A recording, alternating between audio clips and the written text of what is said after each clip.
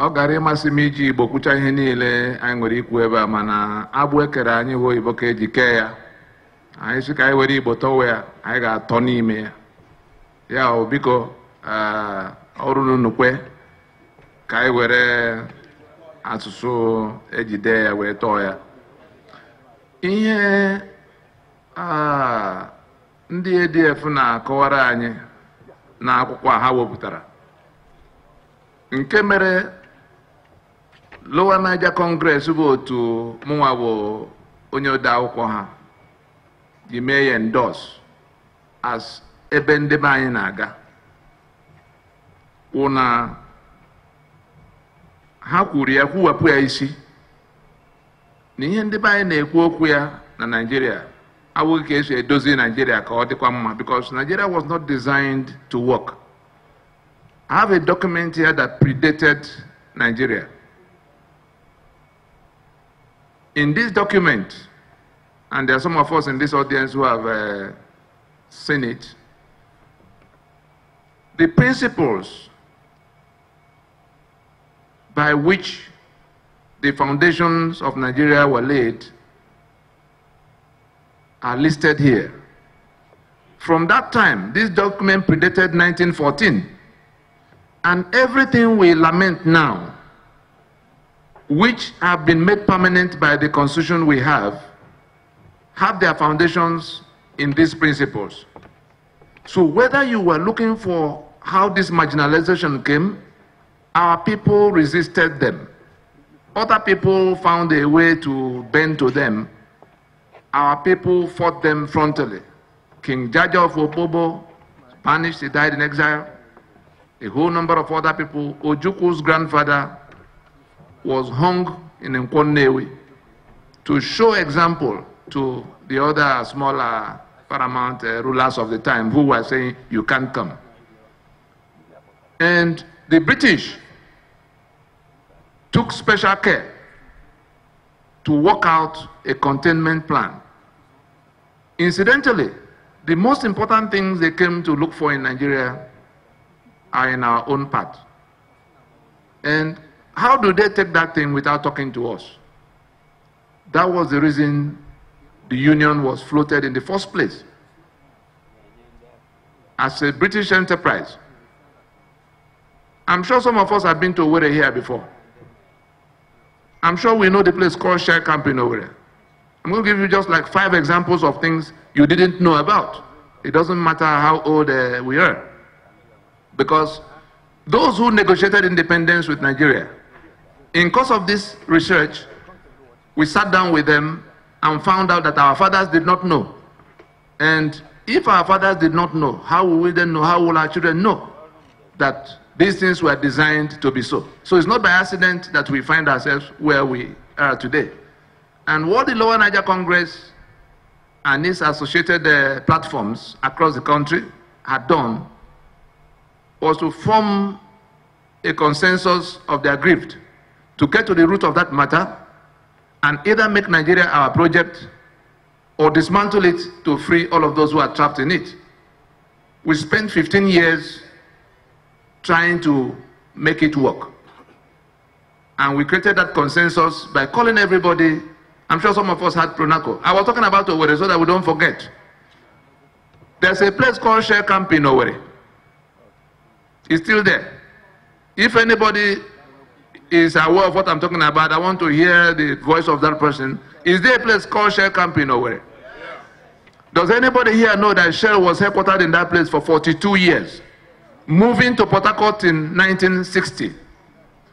The compound that was that Shell headquarters and residency is today divided into several facilities. It was Emma Obara that bought the property in 1960 from Shell. The hotel, the Mod Hotel, I don't know what the name is now, is in the gate area. The whole of Government House in Owerri is inside that facility. The whole of Avani Koku was inside that facility. The medical facility after Alvan was inside that compound. That's on one side of the road. On the other side, all the way, including the mobile police camp. Therefore, what was Shell doing in that place? for 42 years, building that massive infrastructure, leaving for Port Harcourt in 1960, if the story of oil in Nigeria began with Alaigbo in 1957. Do the arithmetic. The oil here was used in the First World War, in the Second World War. I left the oil industry in 1998 from a senior executive position in the upstream. It was the documents I saw by which Shell was operating that made me throw in the towel. At the time I left that job, I could go to work in the morning and sign off on things of $2–3 million for people who will make profit of $200–300,000 in a matter of 2–3 weeks. And I will never meet them. I'm only looking at my computer to decide who can deliver. That was the kind of job I had to leave, because it dawned on me that we had to recover this land. And God's so kind. All kinds of things, you think they happen by accident. No. I read physics, and chemistry, and mathematics, and all of the sciences. And I had gone off to the NDA to be trained as a jet fighter pilot. It was from that NDA that I came to the university. At the time, I ended up in law. I didn't understand the head and tail of how, with all these physics and chemistries, I'll end up in law. But until my final year, there's a course of law called jurisprudence. I'm sure there are some lawyers left here. Anyone? Good. There's a course called jurisprudence. That jurisprudence is the science of law. As I speak with you today, the last jurist Nigeria had was Chukwudifo Puta. There's no jurist left, even in our Supreme Court, and I've said this right to their faces at a valedictory session. I said, there's no one of you here I can come to canvass and appeal before, because there's no jurist left amongst all of you. And it was more than, it was 1995, 95. What was my reason? What we have as constitution, which we all have to obey now, cannot, amongst lawyers, be called constitution. Because constitution is like the memo and articles of a company to a company. The constitution to the country is like the memo and articles to the company. And the reason I came to Enugu today, I flew into Enugu this morning. I've not had any sleep for 9 days, because there's an action that is in process. With no apology, there's nothing I've said here that I've not said on national television. There's nothing I'm going to say here that has not been discussed face to face with the people who sit in Abuja to pretend there's a government and governance and Nigeria in place, including Buhari himself. I'm sure some of you heard about Pronaco. I'm sure some of us heard about Pronaco when it happened. We are face to face now with the author of that entire thing, because we were looking for how to build a consensus to solve this problem. And we got the whole of the country, 164 ethnic delegations that sat down for 2 years, sitting in Lagos, Port Harcourt, Enugu. Enugu, there's a place in Emene, the priests have their, that's where we sat. Ojukwu, Enohoro, Shoyinka. We got to the root of the matter, got all of those involved to come to be part of how it is solved. And we reached a consensus to return the autonomies to everybody as we had it before '66, as the minimum condition for carrying on as a union. What were we looking for? The thing that Nigeria threw away in Aburi, we wanted to bring it back. Bet that if it will not come back, then we'll wind up the union, not to pretend that we have a union, which for us is a union of death, a union of attrition, a union of master and servant. And where we are now is that consensus has grown teeth.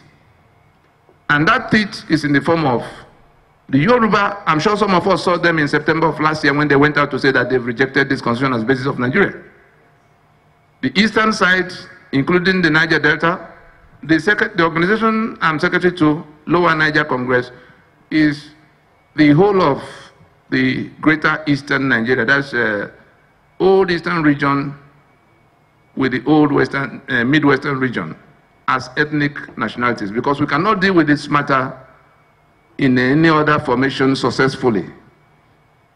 Our quarrel, which has been resolved now, with those who are shouting Biafra, is that there's no map to it, to the Biafra.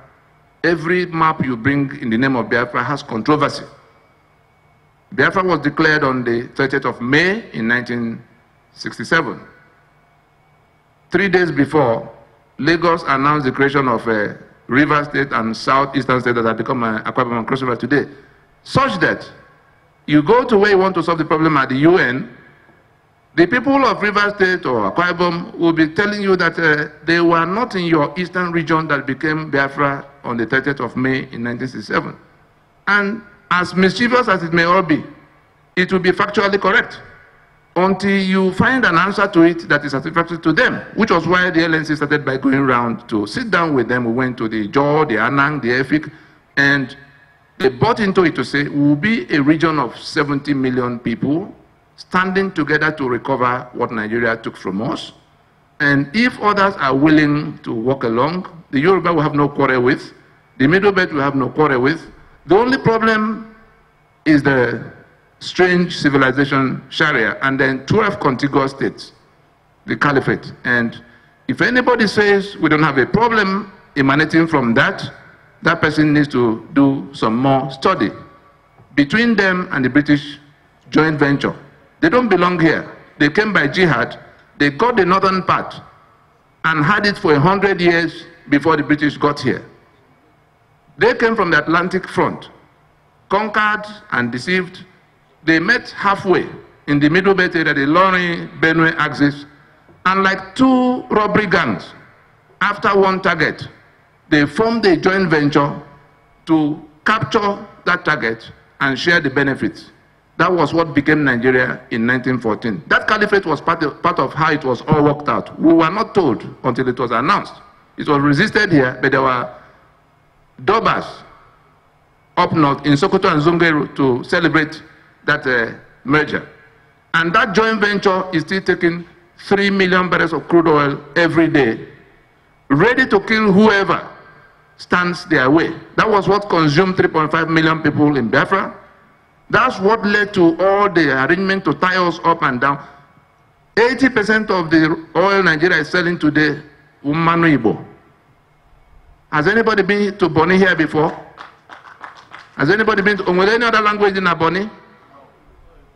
Okrika, Degema, and all of it. So what they did in 1960 was to begin this pretense that there was some Niger Delta somewhere. Yes, there's a Bonny language, there's a Jaw language, but in all of what they have put together to divide up that place so that we're not on speaking terms anymore, it's just to make sure that we're not able to even know what is wrong with us. And therefore, we've come to where this constitution will go down.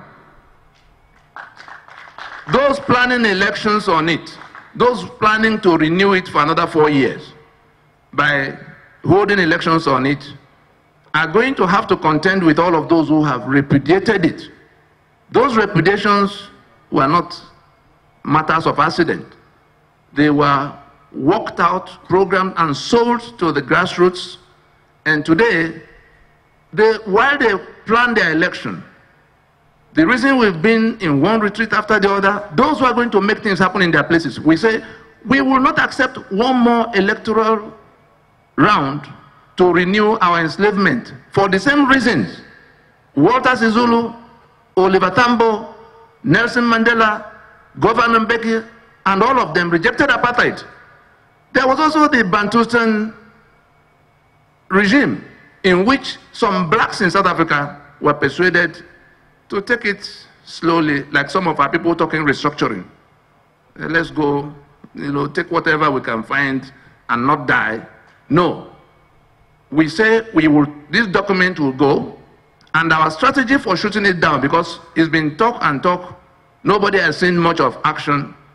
The action around it is that those who reject it are rejecting election, and if elections are shut down, this document will not survive another month from the point that happens. And we're talking about 2018. We know security people are here.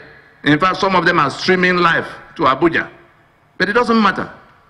We are convinced that it is within our reach to shut down this instrument of enslavement. And that was why we had to identify with the ADF when they said that our people are not in search of how to fix Nigeria. We want self-determination, that we reject this constitution as basis of Nigeria, and that we must go to a referendum to decide whether we're going with Nigeria or with ourselves.